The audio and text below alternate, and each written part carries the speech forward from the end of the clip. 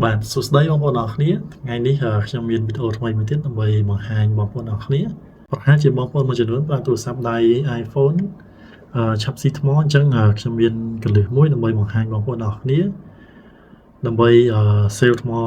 ទូរស័ព្ទរបស់បងប្អូនអរគ្នាអញ្ចឹងជំហានដំបូងបងប្អូនចូលទៅកាន់ setting មកអញ្ចឹងបងប្អូនចូលទៅកាន់ setting មកហើយបងប្អូនជ្រើសយកកន្លែង display and brightness នេះ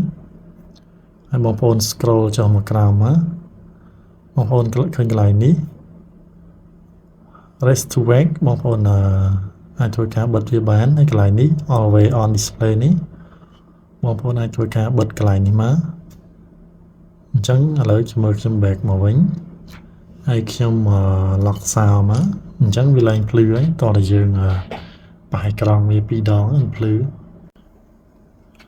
បាទឥឡូវខ្ញុំសូមឧទាហរណ៍កន្លែងមិញបើសិនជាបងប្អូនចង់បើកវិញបងប្អូនចូលទៅកាន់ setting មកហើយ scroll យកពាក្យ display and brightness នេះដដែលហើយបងប្អូន scroll មកក្រោមមកហើយកន្លែងនេះបើសិនជាបងប្អូនបើកវិញចាំមើលខ្ញុំចុច lock sound